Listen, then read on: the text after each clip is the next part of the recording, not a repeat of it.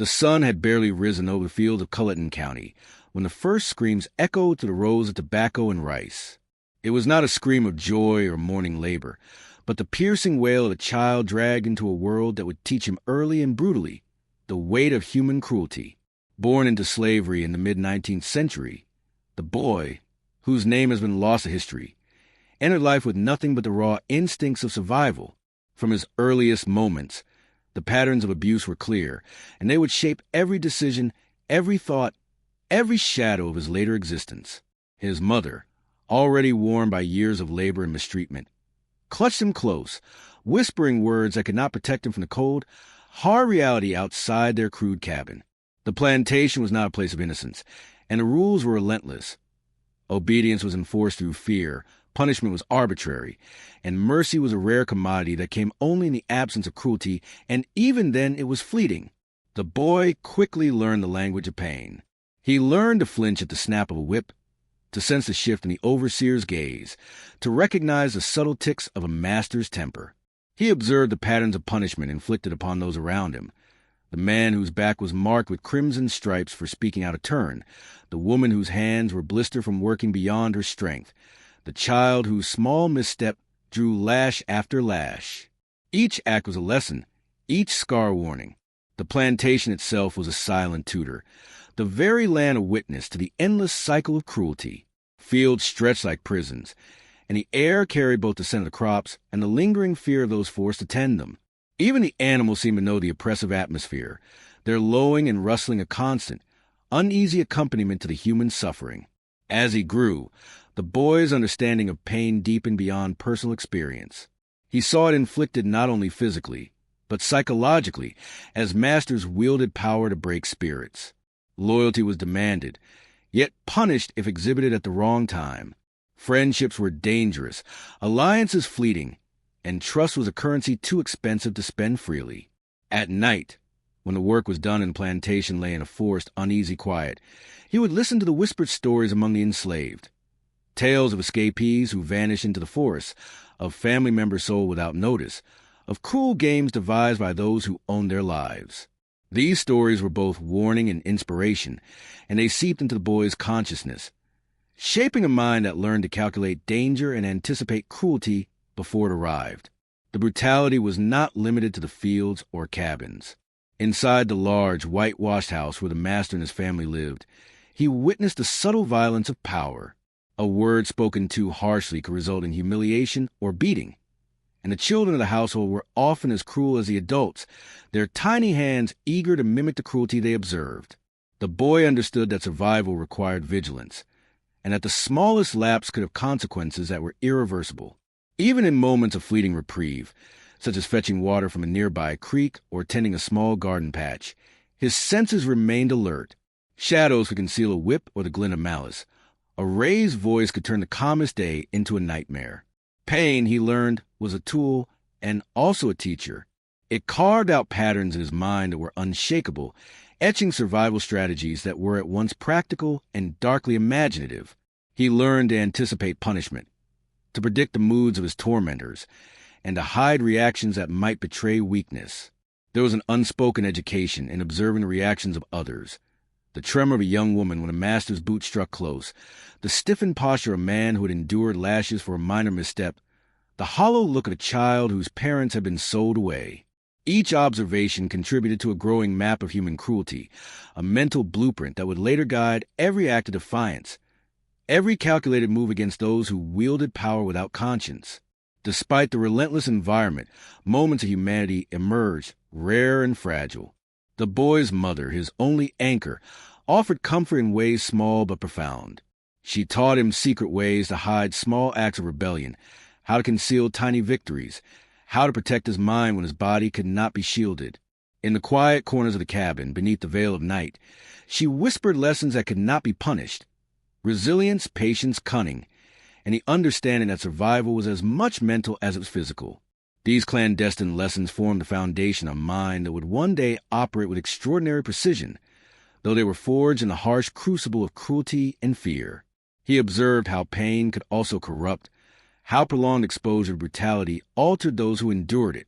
Some slaves became resigned, broken shells of their former selves, while others developed a quiet, simmering anger that could ignite at the slightest provocation. The boy absorbed both outcomes, recognizing the path he could not take and the one he must tread with care. In the shadows of the fields, he practiced restraint, measuring anger and channeling it inward, knowing that outward expression of rage would invite death or destruction. But inwardly, the fires of vengeance and self-preservation began to glow, subtle at first, then stronger, as he learned that survival required more than submission. It required understanding the psychology of his oppressors as well as the oppressed. The plantation's rhythms also taught him timing, patience, and observation. He noticed which guards were inattentive, which overseers favored intimidation over violence, which masters prided themselves on mercy, and which on cruelty. He cataloged every shift in behavior, every inconsistency, every moment that revealed weakness in the machinery of oppression.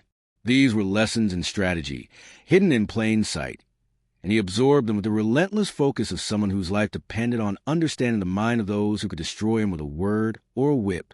The knowledge that power was fragile, that fear could be manipulated, became a quiet obsession, a secret arsenal that lay dormant but ever present within him. Even the natural world seemed complicit in his education. The dense forests, winding rivers, and hidden swamps of South Carolina offered a subtle but constant reminder of the outside world and the possibilities it contained. In fleeting moments of escape, whether through stealthy forays into woods or secret observation of passers-by, he glimpsed freedom, however temporary, and understood the fragility of control. The lessons of pain were intertwined with these glimpses of agency.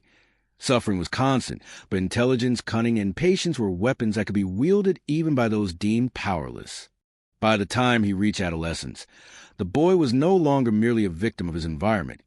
He had become a keen observer, a strategist, and a mind shaped by suffering to see opportunity where others saw only oppression. Each lash, each humiliation, each whispered threat had contributed to the construction of a psyche finely tuned to danger, yet capable of calculating the impossible. The pain that once sought to crush him had instead forged resilience, a dark awareness, and a readiness to act that few around him could comprehend. It was in these formative years, amidst the cruel rhythms of plantation life, the whispered warnings and the hidden lessons, that the foundation was laid for a man who would one day terrify South Carolina. The experiences of abuse and oppression were not merely obstacles. They were the crucible in which cunning, ruthlessness, and a relentless drive for survival were formed, forging a mind capable of exacting consequences far beyond what his tormentors could imagine. The boy had grown into a young man, his body hardened by years of labor, his mind sharpened by a lifetime of observing cruelty and survival. The fields of Culleton County were no longer simply places of punishment. They had become a stage upon which he studied every nuance of human behavior, every overseer's shout, every master's glance, every tremor of fear in the other slave's eyes was a piece of a puzzle he was learning to assemble.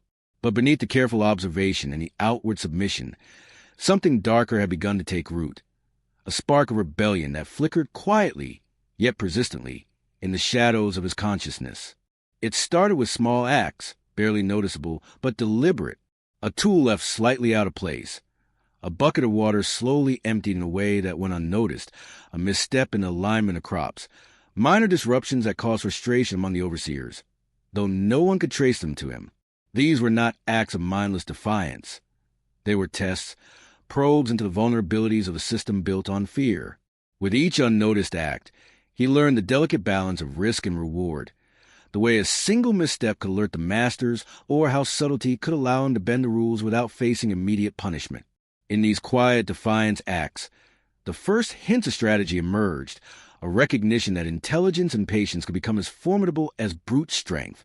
The young man also began to observe patterns in human weakness, seeing where cruelty could be turned against its wielders. He noticed the overseer who prided himself on his temper, who could be manipulated by the smallest provocations. The house servant who sought favor with the master, but whose loyalty wavered in moments of opportunity. The neighboring slaves who were quick to betray others to gain temporary reprieve. These observations were cataloged in his mind with meticulous precision, forming a mental map of the plantation, the people, and the invisible lines of fear and power that dictated every interaction. Knowledge became his armor, and understanding became his weapon. His first deliberate act of overt defiance was born of necessity and rage.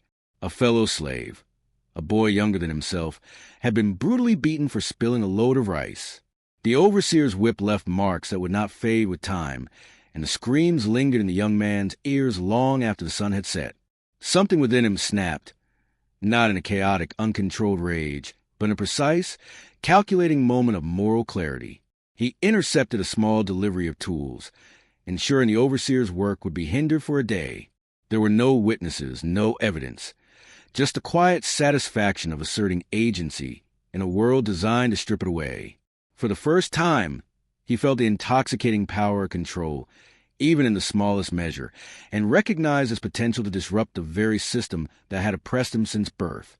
As the months passed, his acts grew bolder, though still measured. He began to manipulate situations to his advantage, learning to play the invisible game that governed the plantation.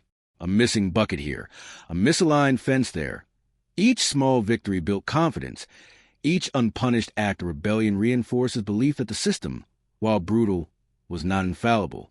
But these were not acts of vengeance yet. They were experiments in power, rehearsals for a role that he was only beginning to understand. In secret, he began to cultivate patience, knowing that the moment for true rebellion had to be chosen carefully, executed precisely, and timed to maximize effect. The spark of rebellion was fueled not only by opportunity, but also by the accumulation of injustice. He had witnessed countless atrocities, the sale of children from one plantation to another, separating families with a casual cruelty that seemed almost ceremonial, the relentless labor demanded of the elderly and infirm, the arbitrary punishments that turned minor mistakes into prolonged suffering. Each act of cruelty etched itself into his memory, sharpening a sense of moral outrage that would later justify actions others might deem monstrous.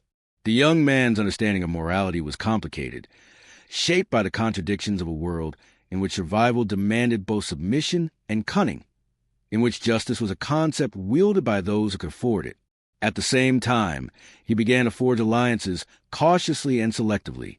A few trusted slaves, those whose intelligence and resilience matched his own, became silent partners in observation, sharing knowledge, whispering warnings, and testing the boundaries of what could be done without detection.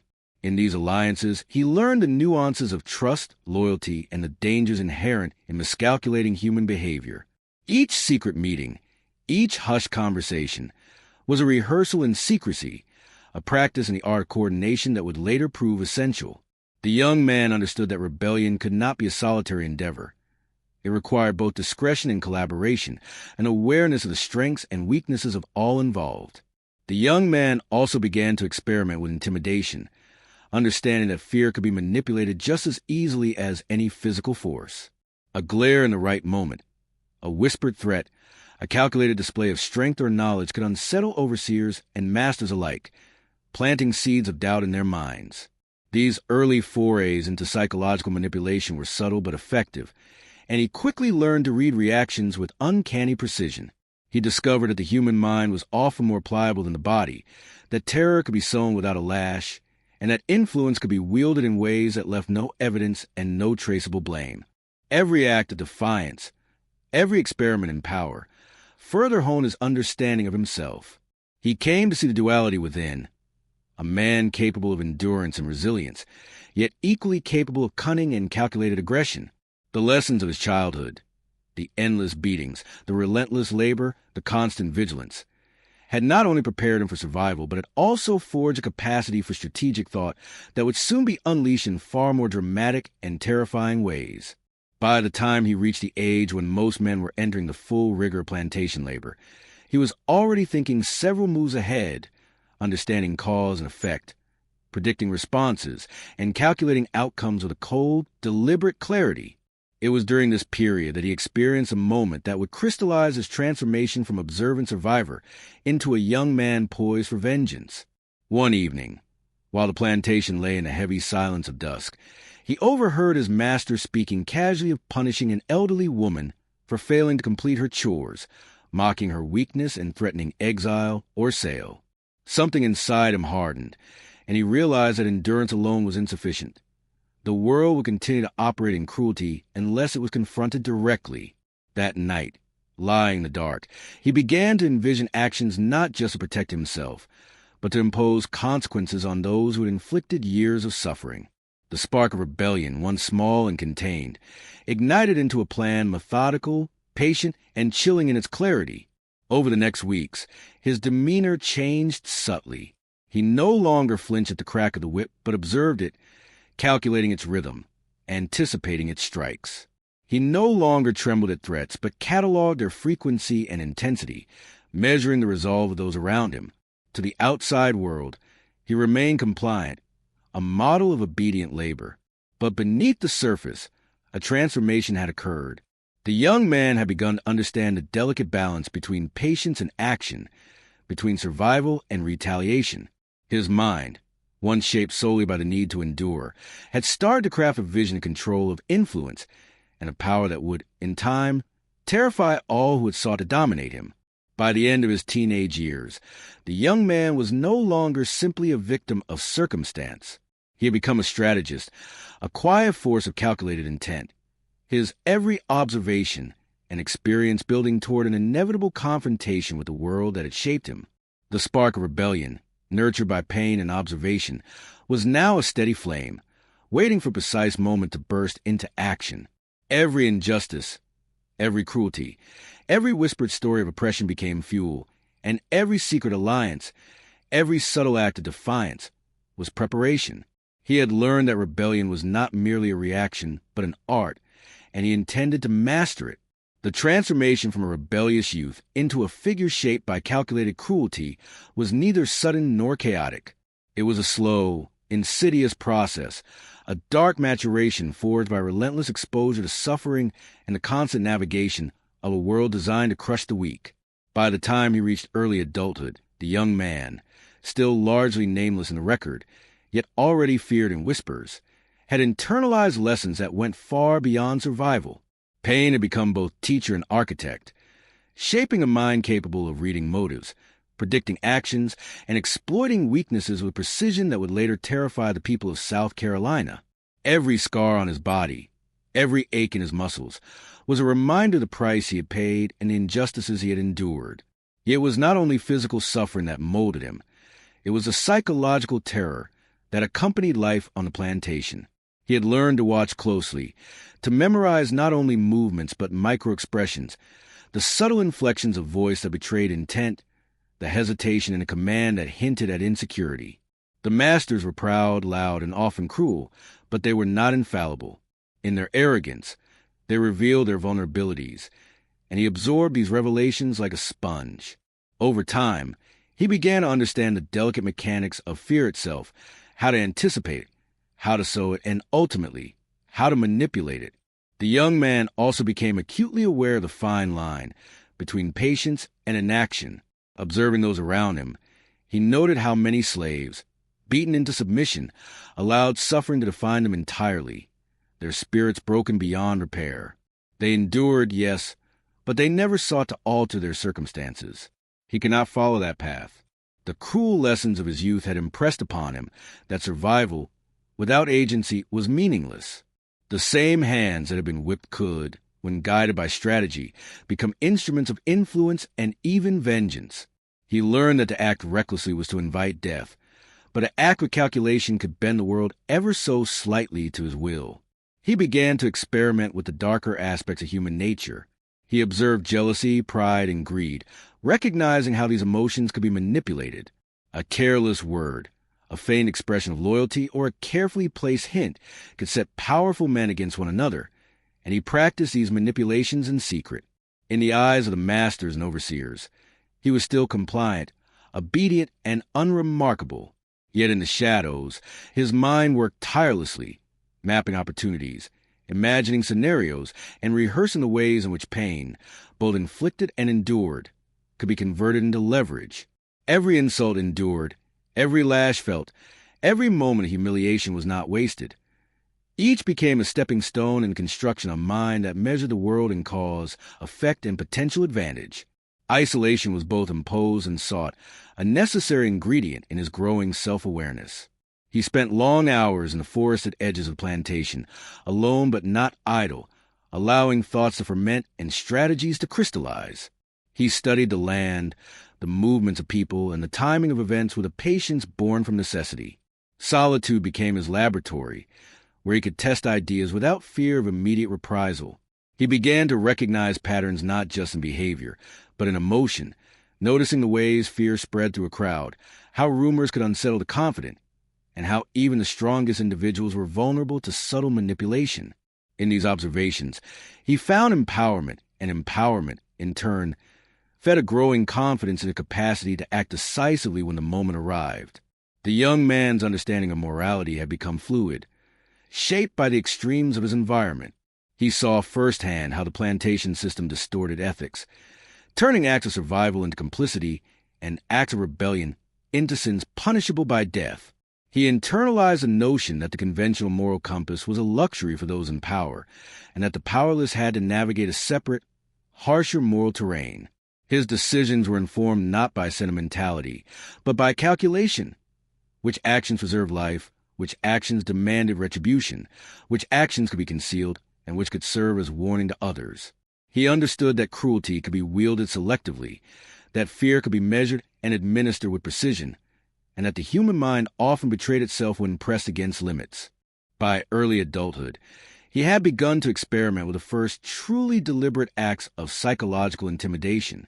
He would make his presence known in ways that unsettled overseers, lingering in the shadows at moments when he might be expected to remain invisible, or offering a gaze too steady and unwavering, forcing the observer to confront an intelligence they had assumed did not exist. The young man learned the subtle art of suggestion, planting seeds of doubt, uncertainty, and paranoia. He understood that fear could travel faster than fact, and that uncertainty in the minds of the powerful could be as potent as any whip or weapon. His victims, at first unaware of the pattern, began to feel a creeping unease, though they could not identify its source. This period of psychological maturation was also characterized by careful physical preparation.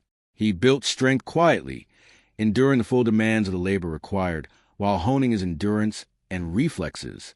He tested the boundaries of his body, learning how far he could push without collapse, how much strain he could endure without faltering. He recognized that mental acuity alone was insufficient if not paired with the physical capacity to act decisively when required. Pain had become a dual-edged tool, shaping not just the mind but the body and creating a form of resilience few others could comprehend. At the same time, he cultivated patience and timing as critical weapons. He had learned that the human mind responds predictably to suffering, frustration, and humiliation, but also to hope, distraction, and subtle suggestion. He began to study the timing of actions, observing how a single, well-placed act at the right moment could have consequences far beyond its apparent scale.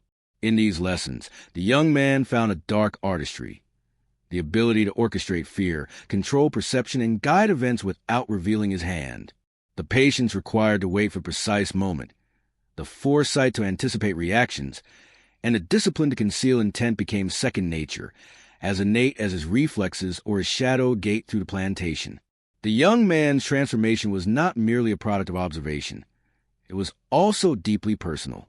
Every injury, every insult, every stolen opportunity fueled a growing desire not merely to endure, but to impose consequences on those who had inflicted suffering. He began to rehearse scenarios in his mind, calculating the effects of retaliation, imagining the shock, the horror, the fear he could sow, and considering the implications of each choice. The mind that had once focused solely on survival had evolved into a mind that sought equilibrium, not in mercy, but in retribution, in the careful administration of fear to counterbalance years of powerlessness. In these years, he also began to develop a subtle code of conduct for himself, a framework within which his actions could operate without tipping him into chaos. He recognized that impulsive violence would betray him, that reckless displays of power would invite overwhelming retaliation. Instead, he committed to precision, planning, and discretion, understanding that calculated, targeted actions could achieve far more than random acts of anger. He learned to distinguish between opportunity and necessity, between vengeance that served purpose and rage that merely satisfied emotion. This discipline, born of necessity, became the foundation of his later notoriety, the quiet intelligence that allowed a single individual to unsettle an entire community. The psychological transformation was now nearly complete. The young man had learned to integrate observation, patience, physical readiness, and moral fluidity into a coherent strategy for survival and eventual assertion of control. He understood the vulnerabilities of those around him, the predictable patterns of human behavior, and the ways in which fear could be manipulated and directed. What had begun as quiet defiance, small acts of rebellion, had evolved into a sophisticated understanding of power dynamics and human psychology. Pain, endured and observed over decades, had forged in him a mind capable of anticipating the actions of others, exploiting weakness, and calculating the precise moment to strike. By the time whispers of his cunning and boldness began to circulate among the enslaved and the overseers, the young man was no longer simply a victim of his environment. He had become a shadow moving through the plantation with purpose, a mind honed by suffering and refined by observation, capable of translating years of trauma into a terrifying form of intelligence. In him, the lessons of childhood cruelty, adolescent defiance, and early strategic experimentation had merged into a psychological force that would soon manifest in acts that left a lasting mark on South Carolina. Pain had not only shaped him, it had forged him into something far more dangerous than those who had once sought to dominate him could ever imagine. The plantation hummed with the ordinary rhythms of labor, yet beneath its surface lay a current of tension that was invisible to those who had never known fear as a constant companion. Every day, the young man navigated a delicate balance between the expectations of masters, the vigilance of overseers, and the whispered eyes of his fellow enslaved people. The world of the plantation was a theater of power, and every interaction was performance where a single misstep could be fatal. He had long since learned to read not only the overt actions of those around him, but also the subtle cues, the imperceptible signals that revealed the true nature of the hierarchy he inhabited. In this environment, tension was never absent. It was a constant, palpable presence, pressing down like the oppressive summer sun, and it shaped every movement, every glance, every breath. The masters themselves were embodiments of unpredictability. One moment, a gentleman might speak with exaggerated kindness, offering praise for minor diligence, while the next, a misplaced word or hesitant glance could trigger a storm of rage, the crack of a whip, or a tirade designed to humiliate publicly. The young man observed carefully, internalizing the patterns of temper, the moments when indulgence might mask cruelty, and the rare occasions when mercy was genuine. He recognized that these inconsistencies were not accidents, but deliberate instruments of control, designed to keep the enslaved population in a state of constant uncertainty and submission. Fear, he realized, was cultivated, and the masters wielded it with precision. But tension on the plantation was not one-sided. The enslaved people themselves existed in a constant state of anxiety, aware that any display of strength, intelligence, or initiative could invite punishment or betrayal. Relationships were fraught with suspicion. Who might be cooperating with overseers to gain favor? Who might watch for weaknesses to exploit? Who might report a minor infraction to protect themselves? The young man, already attuned to human behavior, moved carefully within this web of observation and suspicion. He learned to cultivate appearances, to project compliance, humility, and subservience, while concealing a mind constantly analyzing, calculating, and predicting. He became adept at masking intent, blending into the rhythms of labor, while silently cataloging every action and reaction. The constant surveillance and unpredictability of the master's power had created a culture in which tension was almost tangible. The young man could sense in the air the slight stiffening of a shoulder, the furtive glance of a neighbor, the hushed whispers exchanged when the overseer's attention shifted. Every interaction held hidden meaning. Every conversation contained potential traps, and every act of compliance or defiance had consequences that might ripple far beyond the moment. In this world, intuition became as critical as strength or endurance, and the young man's capacity to read and manipulate these tensions gave him a growing sense of mastery over a world that sought to dominate him entirely. Yet the tension was reciprocal. The masters and overseers were themselves on edge, aware that their authority depended on both fear and perception. Rumors traveled quickly among the enslaved, and any perceived weakness could undermine their control. The young man understood this and began to exploit it subtly, planting seeds of uncertainty, testing responses, and observing how authority fractured when confronted with doubt. A carefully timed question, A hesitation in obedience, or even the suggestion of knowledge that should be beyond him could unbalance overseers, causing them to second-guess their own judgment. In this dynamic, tension became a weapon, something he could observe, measure, and, when necessary, manipulate to his advantage. The physical environment of the plantation also contributed to this oppressive tension. Fields stretched endlessly under the unrelenting sun, each row of crops a reminder of the labor demanded and the punishment awaiting failure. Cabins were small, crowded, and dark, offering no true refuge, and the woods and swamps surrounding the plantation were both a potential escape and a hidden danger. The young man learned to navigate this landscape with acute awareness, understanding the ways in which geography could reinforce power structures, create opportunities for evasion, or conceal actions that would otherwise be punished. Every tree, every path, every fence line was part of a network of potential strategies, a backdrop against which tension could be both endured and exploited. Social hierarchies among the enslaved also intensified the pressure. Elders, those who had endured decades of cruelty, often carried authority within the community, and their approval or disapproval could influence the behavior of others.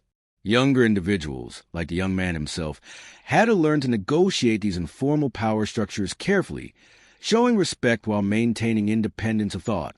Friendships were forged with caution, alliances tested through shared labor and observation, and loyalty became a fragile currency, constantly evaluated against survival and self-interest. The young man understood that he could not rely entirely on brute force or cunning alone. The social dynamics of the enslaved community offered both support and risk, and mastering them was essential to both safety and influence. The cumulative effect of these pressures was a heightened awareness, a sense of constant vigilance that left little room for error. The young man's mind became a repository of observations, strategies, and contingencies, each tested against the unpredictable behaviors of both masters and peers.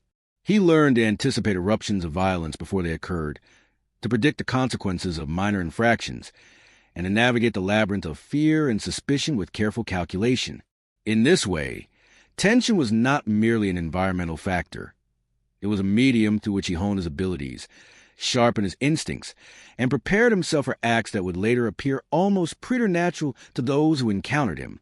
And yet, tension alone was insufficient to drive transformation. The young man's growing awareness was fueled by the constant interplay of power and fear, observation and experience, patience and opportunity. He recognized that the master's authority depended not only on physical dominance, but also on psychological manipulation, and he began to internalize the principles of influence, control, and timing. Subtle provocations, carefully concealed acts of defiance, and strategic displays of knowledge became tools through which he could test and unsettle authority, without immediate reprisal. Each successful maneuver reinforced his confidence and refined his understanding of human behavior. Even among the enslaved population, the young man's growing sophistication did not go unnoticed. Some watched him with suspicion, sensing the intelligence and independence that set him apart. Others gravitated toward him quietly, recognizing his ability to navigate danger and observe the vulnerabilities of the powerful. He became, in effect, a silent center of influence, a figure around whom fear and respect coexisted. The tension that dominated the plantation's social fabric now included him as both participant and manipulator, a living embodiment of the delicate balance between survival and assertion. This constant tension, extending from the overseers to the enslaved and across the physical landscape of the plantation, created an atmosphere in which the young man's talents could flourish. He became a master of timing, a manipulator of perception, and a quiet architect of psychological pressure.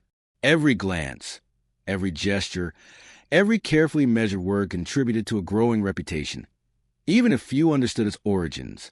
The young man was learning to wield tension itself as a weapon, using it to anticipate, influence, and ultimately control outcomes in a world designed to strip him of agency.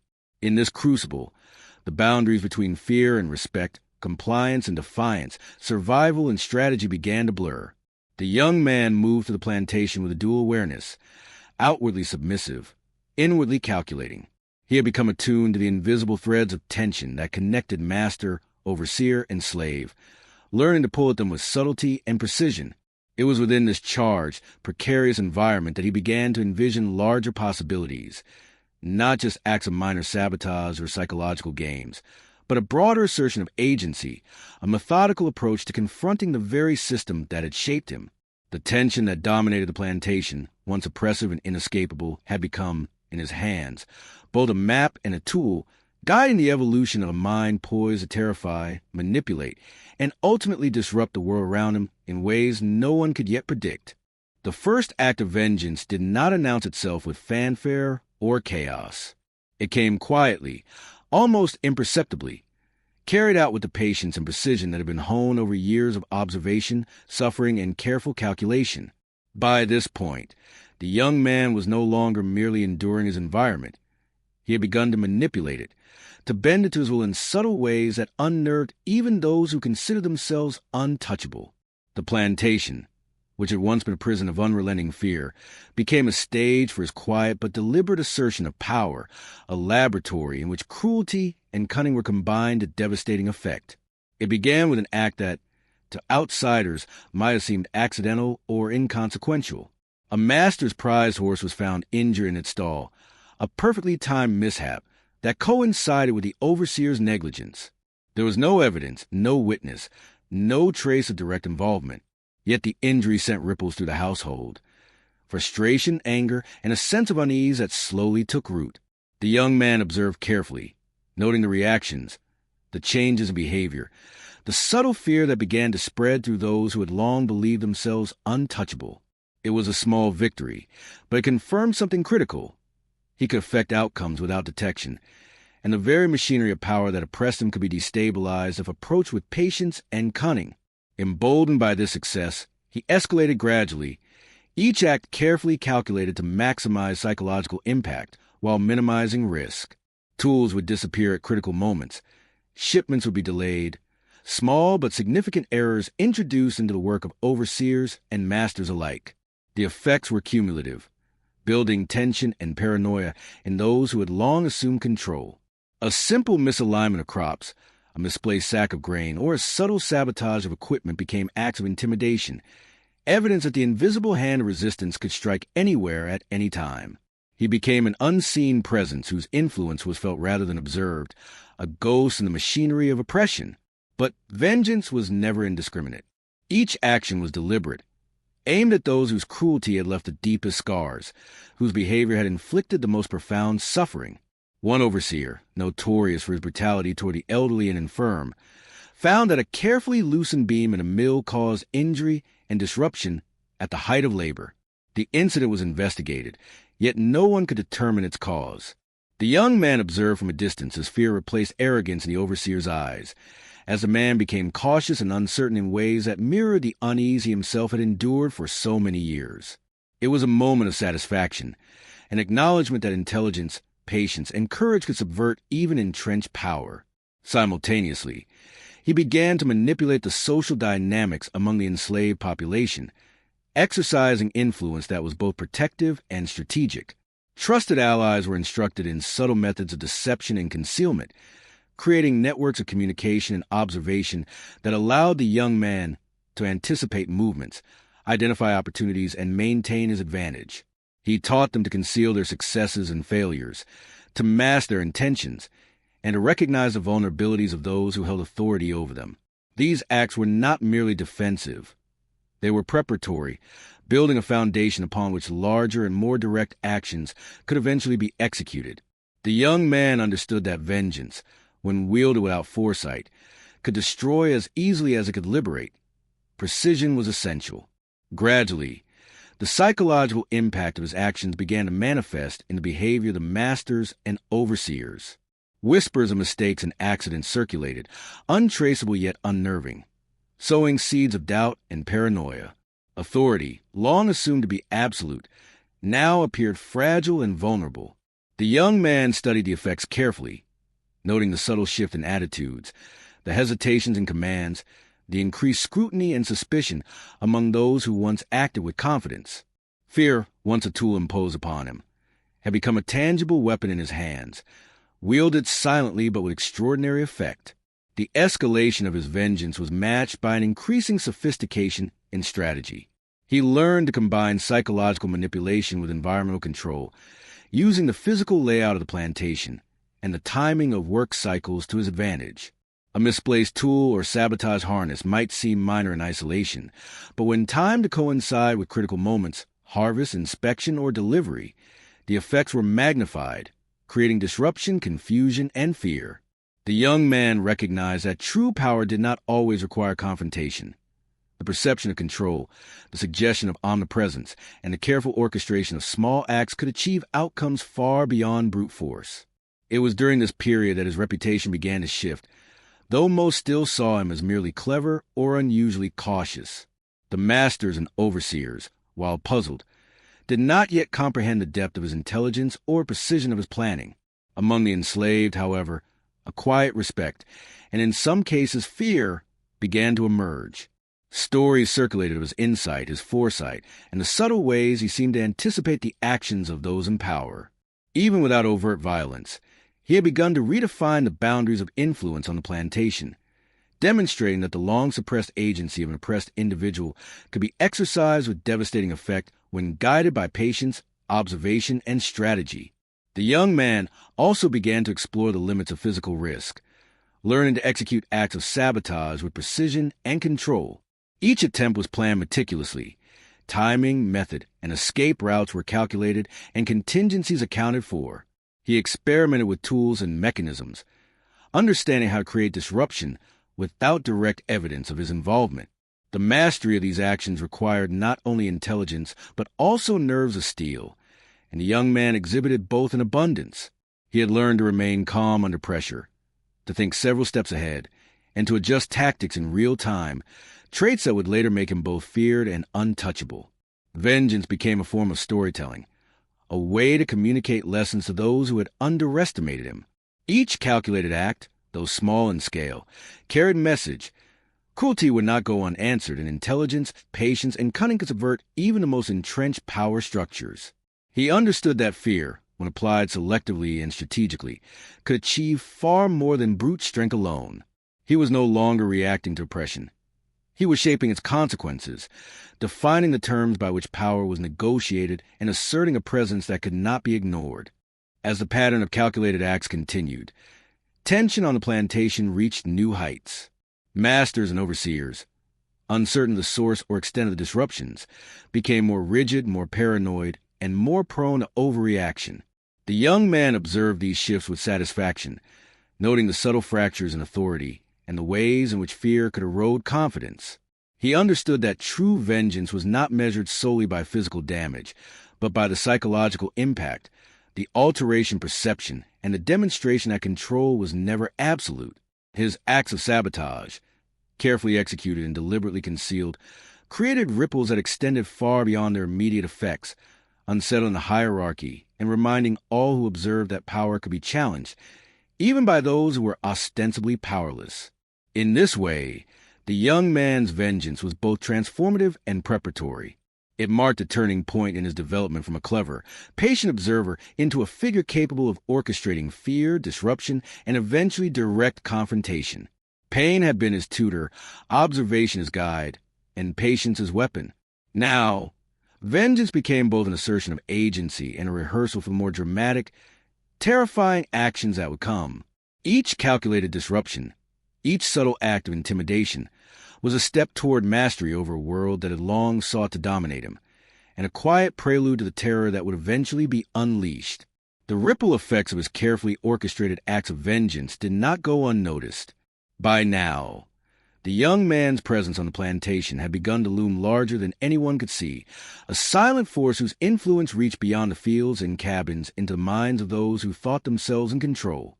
Whispers of misfortune and unexplained accidents began to travel beyond the immediate boundaries of Culleton County, reaching neighboring plantations and even the local militia. Panic, always a distant threat to those in positions of power, was beginning to take root, fueled by an invisible adversary whose cunning was matched only by his patience. The first sign that the authorities were becoming aware came in the form of visits from local overseers and magistrates. They arrived ostensibly to investigate minor incidents: missing tools, a sabotage plow, a slight misalignment in crop rows that had disrupted the plantation's productivity. To the untrained eye, these were trivial anomalies, But to those in power, they hinted at a disquieting reality. Someone among the enslaved was operating with intelligence and precision far beyond the ordinary. The young man watched these visits carefully, noting the attitudes of the investigators, the questions they asked, the assumptions they made. He studied their weaknesses, their biases, the small cracks in their authority, learning how to anticipate their actions and avoid detection. The local militia soon became involved, their presence a testament to the growing anxiety among plantation owners. Militiamen, armed with muskets in a sense of their own importance, patrolled the fields, demanding obedience and attempting to intimidate the enslaved population into compliance. They searched cabins, questioned workers, and issued threats, yet found nothing concrete. The young man had long mastered the art of concealment and misdirection. He knew where to act, where to hide, and how to exploit the overconfidence of men who believed that physical force alone could secure obedience. The militia, frustrated by their inability to locate the source of the disturbances, became increasingly tense, their own fear and uncertainty evident to all who observed them. Rumors began to spread like wildfire. Stories of a ghostly figure manipulating events circulated among both slaves and masters. Some spoke of a man who seemed always to be in two places at once, whose actions could not be predicted, whose intelligence was uncanny. Others whispered of preternatural foresight, imagining a mind so sharp that it could anticipate the moves of the powerful and turn them against themselves. Fear, once abstract, began to solidify into legend, and the young man's carefully calculated acts of sabotage became woven into the collective consciousness of the community. His reputation, though largely invisible to the authorities, was growing exponentially among those who both envied and feared his cunning. Even as he observed the panic spreading among the masters and militias, the young man remained deliberate, patient, and precise. Each act of defiance was calculated not only for immediate effect, but also for its potential to shape perception. A sabotage car harvest could delay work for days, forcing overseers to question their authority. A missing horse or an injured tool could trigger mistrust among the plantation staff, turning allies against one another. Every ripple of disruption reinforced the idea that authority was fragile, that fear could be cultivated, and that even the most confident overseers were vulnerable to manipulation. The young man's growing mastery over these dynamics was a testament to the years of observation, patience, and careful calculation that had preceded them. The community at large began to take notice as well. Neighboring planters discussed the unusual series of incidents, convening informal councils to address the problem. They shared stories of minor mishaps that collectively painted a picture of a clever and untraceable adversary. Their frustration was compounded by the inability of law enforcement to act decisively. Each day that passed without resolution reinforced a growing anxiety. Someone among the enslaved had turned the instruments of oppression against their masters, and there seemed to be no way to contain or predict the next strike. This atmosphere of uncertainty heightened the young man's advantage, allowing him to act with confidence born of both preparation and observation. At the same time, he was acutely aware of the increasing scrutiny. With the militia's involvement and the heightened attention from neighboring plantations, the risk of discovery had never been greater. Yet rather than retreat, he refined his methods. He began to combine subtle sabotage with psychological warfare, using the tension he had carefully nurtured to destabilize those in power further. A casual remark overheard at the right moment could seed doubt, a misdirected glance could unsettle confidence, and a minor disruption could cascade into chaos when the timing was perfect. He had learned that fear, when manipulated correctly, was more potent than any physical act, and he wielded it like a scalpel, precise and controlled. The psychological dimension of his campaign became increasingly important. He observed the behavior of overseers and masters with meticulous attention, cataloging reactions, predicting responses, and anticipating adjustments. He understood the power of rumor, the way it could spread faster than truth, and used it to his advantage.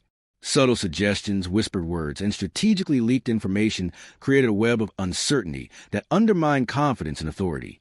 Those in power were forced to act cautiously, second-guessing their decisions, while the young man remained hidden in plain sight, observing the effects of his strategy unfold. His influence, though unseen, was undeniable. By now, the young man's reputation had become the subject of fearful speculation. Among the enslaved, he was admired quietly for his intelligence and resourcefulness, seen as a figure who could navigate the deadly machinery of the plantation with skill and cunning. Among the masters of militia, he became an enigma, a presence felt but not understood, a problem that resisted conventional solutions.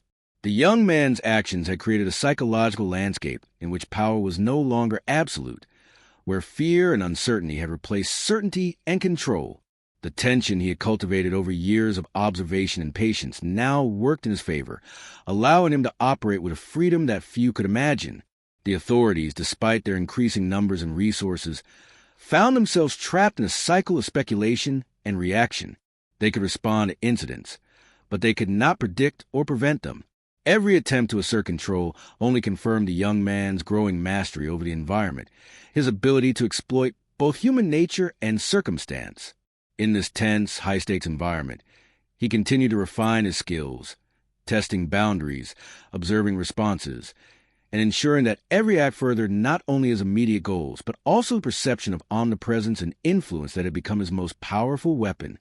The young man's understanding of human behavior, combined with his strategic patience, had created a situation in which the lines between legend and reality began to blur. The authorities were no longer merely investigating accidents. They were confronting the unknown. Fear, once an instrument wielded against him, had become a tool that he manipulated expertly.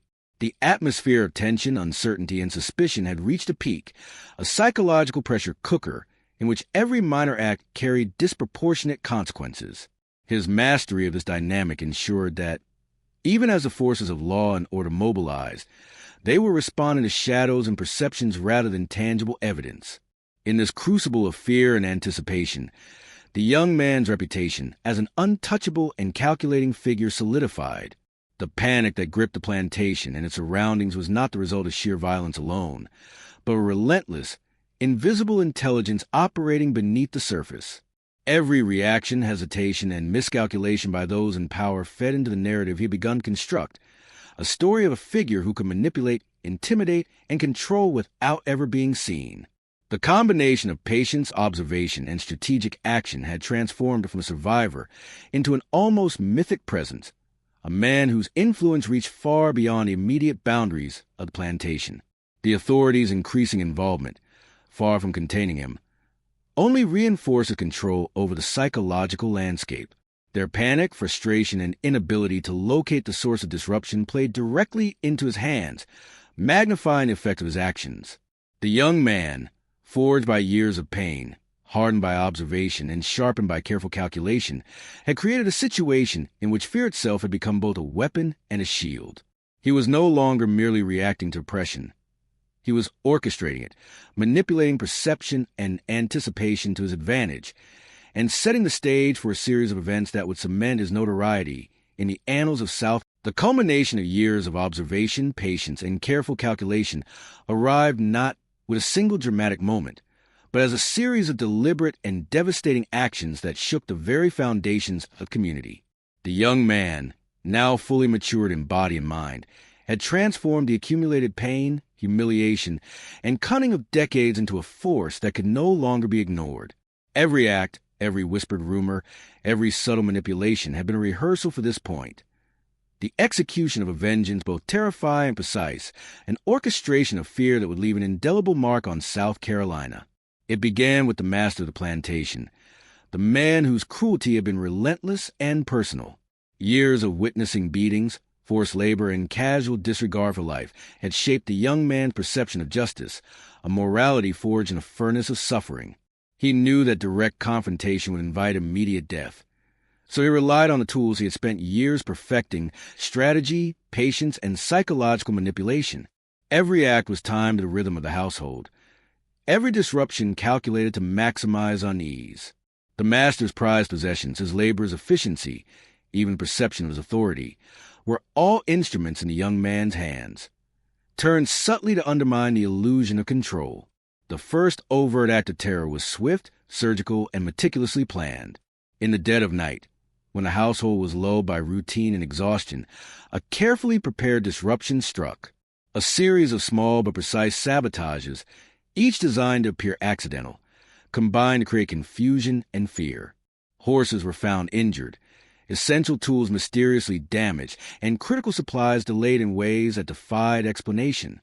The household erupted into chaos, overseers scrambling to repair damage and maintain order, while the young man observed from the shadows, cataloging every reaction, every sign of faltering authority. The seed of terror had been planted, invisible yet undeniable, and it spread to the household like a slow-burning fire. This initial act emboldened him. With the mechanics of fear now demonstrated, he expanded his influence outward, targeting not only the plantation's hierarchy, but also the surrounding community. He moved with precision, striking at moments that would have the most dramatic psychological impact. A shipment of rice arriving late, a misdirected message causing disputes among overseers, a slight accident that seemed impossible yet undeniable. Each act, while individually minor, contributed to an escalating sense of dread. Neighbors whisper of a figure who moved unseen, who manipulated events with intelligence and intent, who struck not with brute force, but with an understanding of human weakness that seemed almost supernatural. The young man's reputation grew, fueled by fear and speculation, a legend in the making. As the scope of his influence expanded, so too did the psychological toll on those in power. Overseers and masters, previously confident in their dominance, began to question their decisions, their authority, and even their perceptions. The young man had learned to exploit these fissures, timing disruptions to coincide with moments of already heightened stress, ensuring that panic compounded the effects of his actions. He understood that fear could be as potent as any weapon, and that anticipation, uncertainty, and paranoia could erode control more effectively than physical retaliation. Every hesitation, every faltering command, every whispered suspicion played into the careful narrative he constructed over years of observation. The young man's actions also carried a moral logic that, while invisible to the authorities, resonated with those who shared his suffering. Every act of sabotage, every subtle disruption, was directed toward those who had inflicted the greatest cruelty, those whose actions had left scars on both body and mind.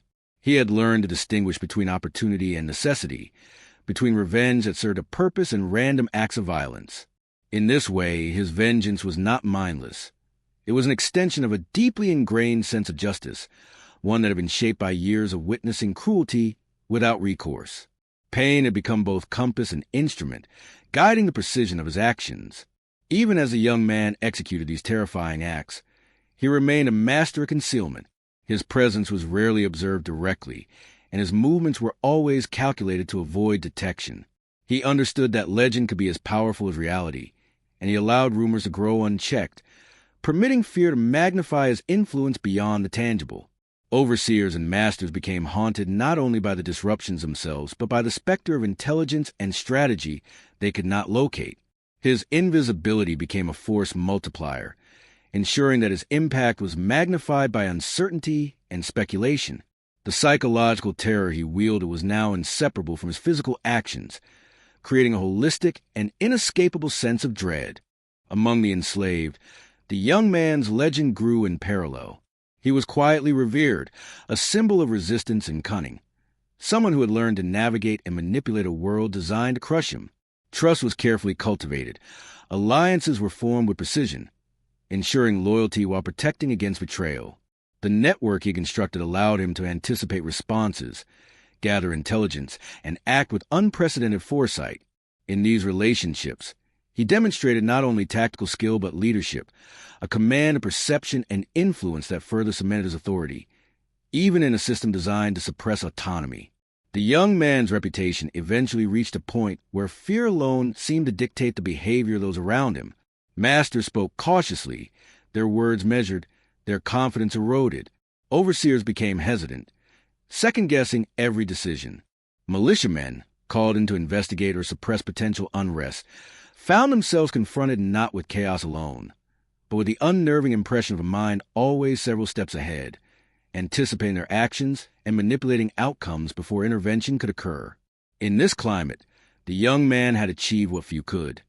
He had turned fear into both weapon and shield, using the invisible hand perception to command attention, control behavior, and dictate outcomes without ever revealing his hand. In the final stages of his campaign, the young man combined all the lessons of his life into acts that were simultaneously dramatic and precise. He understood that true terror required both evidence and ambiguity, visibility and concealment. A minor injury, a disrupted harvest, a miscommunication, all were executed with an awareness of timing, perception, and consequence.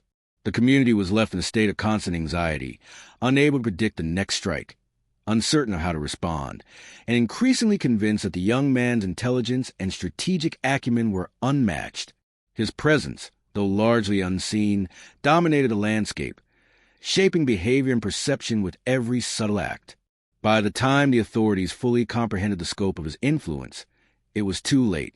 The young man had already cemented his reputation as a figure whose intelligence, patience, and strategic mastery made him untouchable. Fear had been cultivated and nurtured and wielded with precision, transforming a life shaped by oppression into a force capable of destabilizing entire systems of power. The terror he inspired was not merely the result of brute force, but of decades of careful observation, the accumulation of knowledge, the patient orchestration of events, and a relentless application of strategy in a world that had sought to render him powerless.